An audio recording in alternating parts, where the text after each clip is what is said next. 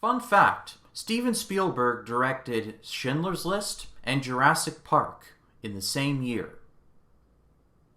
I don't know whether it's nice or depressing to know the fact that I'll never do something as epic as what Steven Spielberg did. Nevertheless, hello everyone, my name is Ryan Cam and welcome back to the AFI project. Today we'll be taking a look at the early 90s wartime classic from Steven Spielberg, Schindler's List. As I stated, this was directed by Steven Spielberg. We all know who he is. And it stars Liam Neeson as Oskar Schindler, and this is based on the true story. Oskar Schindler is a businessman working in Nazi-occupied Poland in the early 1940s. He becomes very concerned about the treatment of his workforce, who are mostly Polish Jews. And, well, we all know what the Nazis think of Jews.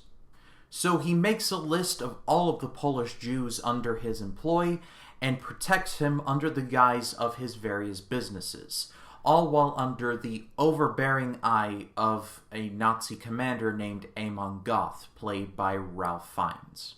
As I'm sitting here, I'm talking about Schindler's List for the very first time. This was my first viewing of Schindler's List. I know, I'm one of the 5 people that had never seen Schindler's List. And I'm kicking myself that I did not see this movie earlier because this movie is excellent. Firstly, let's talk about Liam Neeson as Oskar Schindler.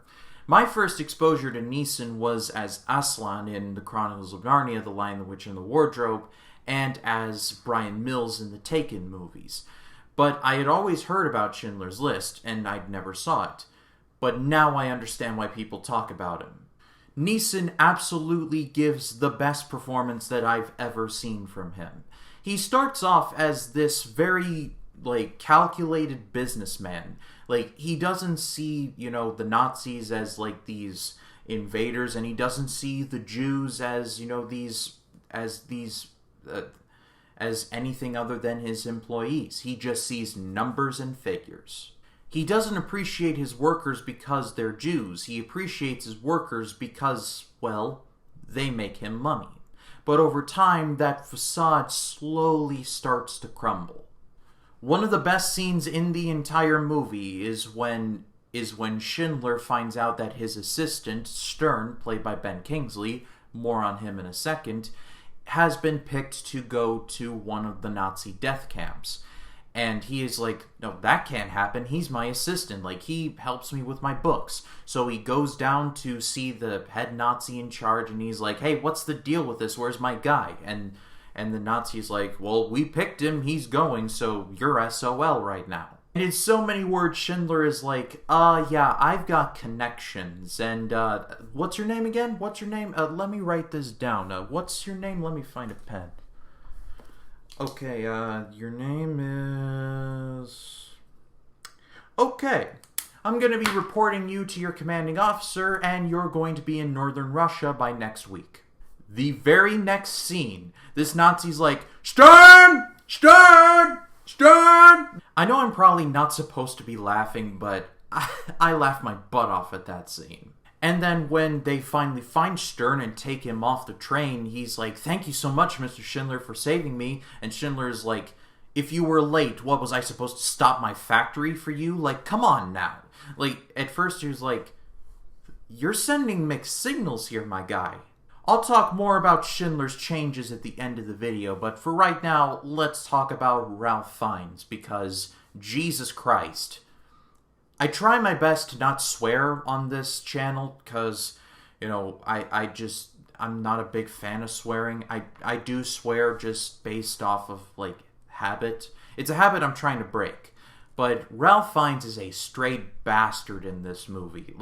He is everything that everyone thinks Nazis are, broken down into just, a Ray Fiennes in Schindler's List action figure.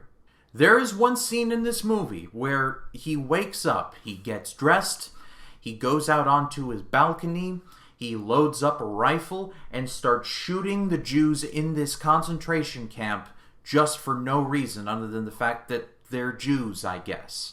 The thing that got to me the most is, I want to say his wife was in bed, and she's just like, it's too early for this. She approached the situation of her husband shooting random people out of their window like someone who's playing Call of Duty too loud, and the roommate has to go in like, dude, seriously, you gotta turn that down. I'm trying to sleep in here. It's like, woman, get your priorities correct. I won't go on any further because he makes my blood boil just thinking about him, but I will just say he is a nasty individual. And of course, the rest of the cast is predictably fantastic, especially Ben Kingsley as Stern. You know, when you first meet him, he's like, oh, he's just this diminutive accountant. You know, he's not really that much of a threat. But by the end, he basically becomes Schindler's best friend. Which is as good a place as any to parlay into the ending, which I am going to spoil because there's no way I can talk about how good this ending is without talking about spoilers. So, spoiler warning, go watch Schindler's List. Anyway, the war ends. Schindler is like, hey, I gotta let you all go. I'm gonna be found out that I was helping all of you, and I have to go into hiding along with my wife. But I just want to say thank you to everybody. You have been more than a help to us. And he goes off and he packs. Meanwhile, none of his workers leave. And so he walks out and he just becomes overwhelmed with the emotion of he saved all of these people. Like, if it wasn't for him, they would have gone off to, Dachau or Auschwitz. Like, he saved a crap ton of people. And he becomes so overwhelmed and he's like, if I could have just saved one more of you. And he just starts breaking down and he starts crying. Like, he just starts crying his eyes out, this grown man. And Stern is like, you saved more than enough. And they all just hug him, like in just this one big collective hug. It was a tearjerker, I will admit. Then we find out with what a lot of biopics do is what happened to these characters afterwards. We learn that Schindler was kind of a crap businessman. He opened up several other businesses after the war. They all failed. He got divorced from his wife. He didn't do too well. But then the final scene happens, and the remaining descendants of the Polish Jews, or Schindler's Jews as they were called, all line up at Schindler's grave, and they all place rocks on his tombstone. And I was sitting there like, why are they putting rocks there? Can't they afford flowers? But then I looked it up. And in the death camps, the Jews were given rocks instead of soap when they were to go shower. And so they placed rocks on there as their way of saying thank you to Schindler for saving them. And I was just like, oh, that's how they did it. And then the final scene is just this mysterious stranger putting a rose on top of the tombstone, and the scene is just this stranger putting it, and it just fades to black from there. That individual was actually Liam Neeson. So that was just really cool. That scene all happens in color while the rest of the movie happens in black and white. In an interview, Spielberg said that he wanted to do the black and white feel because he wanted to make the movie feel like a documentary. And if that's the case, then Schindler's List may be the greatest documentary ever made. I know it's not, but if the shirt fits.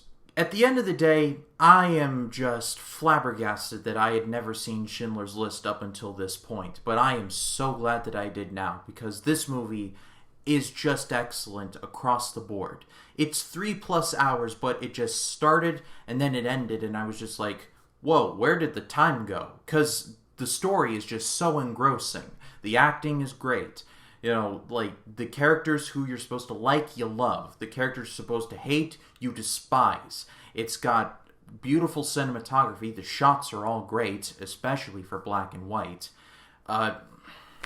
This movie's excellent. But that is all for me, guys. Thank you so much, as always, for watching. Next time on the AFI project, we're going to be jumping back a little bit to the 1950s. And we're going to be taking a look at Alfred Hitchcock's Vertigo. But if you like this video, please be sure to leave a like, comment your thoughts in the comments down below. And if you like this video and you want to see more like it, hit the subscribe button and click the bell to allow notifications. That way, when a new video goes up, you'll be the first to know about it. My name is Ryan Cam, and I'll see you in the next one.